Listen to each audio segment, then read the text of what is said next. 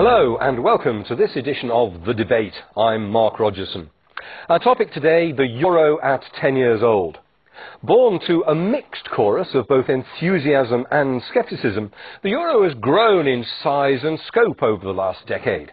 It's survived the worst financial crisis in living memory rather well. So where does it go from here? Surely its best years can't already be behind it. With me in the studio I have three MEPs and an economic policy analyst. Pervenche Beres is a French member of the Socialist Group who chairs the Committee on Economic and Monetary Affairs. Ingo Friedrich is a German member of the EPP-DE. Nigel Farage heads the UK Independent Party within the Independence Democracy Group. And Zsolt Davas is a research fellow at the economic think tank Bruegel. But before we hear from them, let's have a look at some of the European currency's birthday celebrations.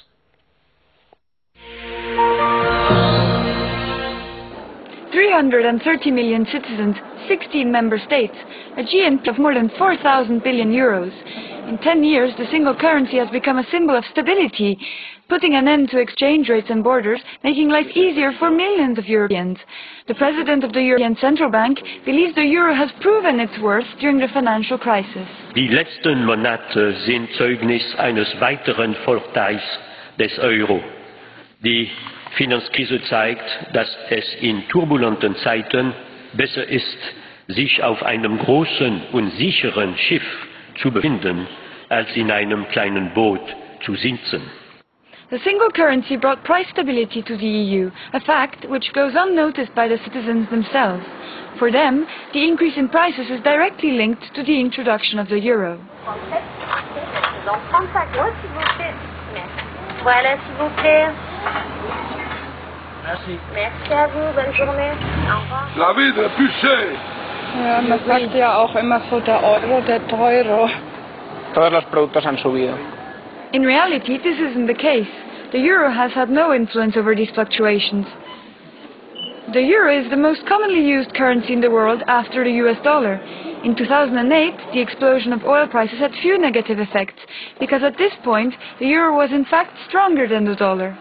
Advocates see the currency as a shield against crisis. Among the first to see its potential was Valéry Giscard d'Estaing. Nous attendons de la politique monétaire qu'elle s'efforce de contenir dans la limite du pouvoir de la monnaie l'effet dépressif de la crise et qu'elle prépare le retour dont on ne s'occupe pas encore à une croissance sans inflation lorsque devront être soldés les lourds déficits publics. During the crisis, many countries decided to go it alone to limit the damage. The lack of long-term vision from member states and coordination within the Eurogroup posed more problems. However, the European Union is currently the #1 commercial power in the world, accounting for 20% of global imports and exports. The euro might still have some way to go, but with it, the EU has become a force to be reckoned with. Pervenche Beres, the euro's 10th anniversary comes at a time of crisis. We've got low growth, we've got rising unemployment. In these conditions, is it an asset or a liability? I have no doubt in answering your question. It's a marvelous asset. Why? Had we not have the euro, can you imagine the situation in the country inside the eurozone? We would be in a full mess. I mean, look at the relationship inside the member now belonging to the eurozone before the euro was adopted. We had never had to face such a crisis, but we had crisis among us that was really striking. So I think this is really, I mean, and for me, one of the best demonstrations that this eurozone is an asset is that countries that have been out of the eurozone are now really looking forward to join us in the eurozone. So that's it's a demonstration by proof. Huh? Ingo Friedrich, asset or liability? Big asset, not only for the members who are in the eurozone, but also for the global situation. We have a big philosophy saying reduction of complexity is a very important point, because complexity is growing all over the world.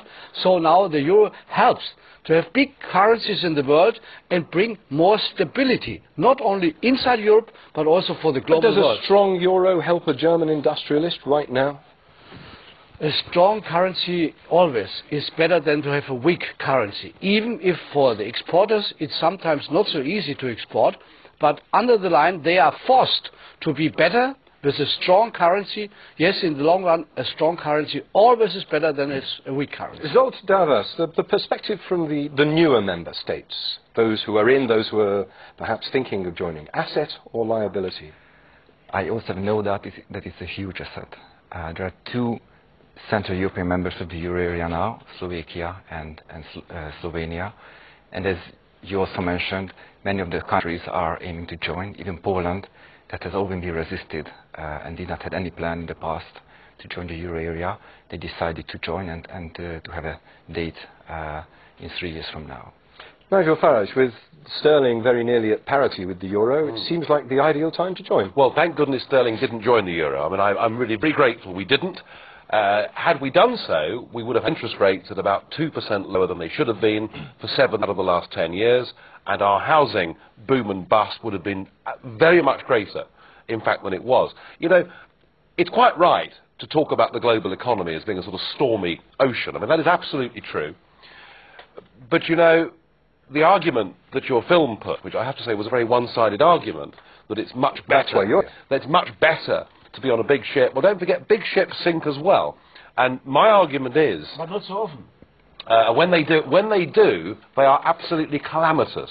And I would much rather be on this stormy ocean, in control of the rudder, in a smaller ship, making sure it was going in the right direction. Even if we, just for the sake of argument, if we accept your argument as far as the UK is concerned, would you concede that as far as the Eurozone, as far as continental Europe is concerned, it is and has been an asset? I think the boasts that we heard from Trichet and others are somewhat premature. And I think what was being totally ignored in that 10th anniversary celebration was the reality of the position in Spain, Italy, and in particular in Greece. The great danger of joining the euro is if your country is out of sync with the rest of the eurozone, you find yourself in an economic straitjacket, in an economic prison where there's nothing you can do. And I mean, one of the reasons I got involved in politics, having been a businessman, was to see the catastrophe that it was for Britain to join the exchange rate mechanism back in the 90s. Pervenche Beres, if we look at what's happening in the bond markets, where some of these countries, Italy and Greece, for example, which Nigel Farage was just mentioning, their bond prices are getting seriously adrift from core bond prices in Europe.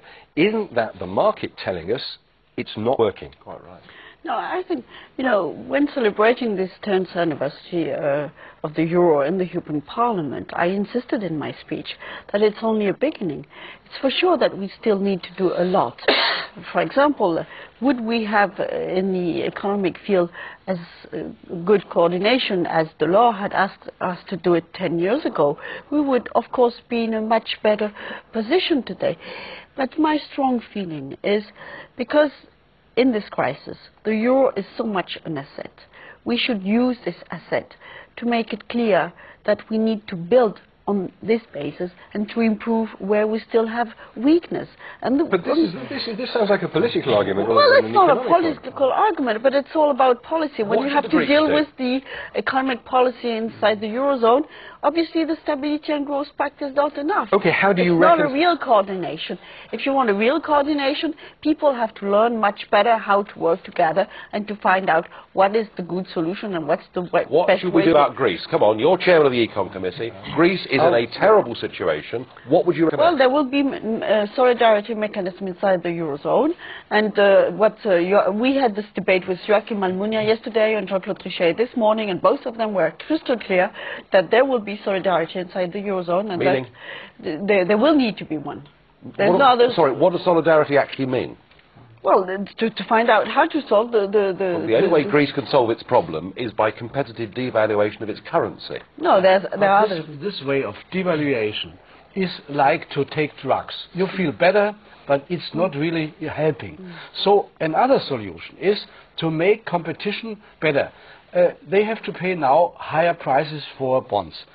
for debts.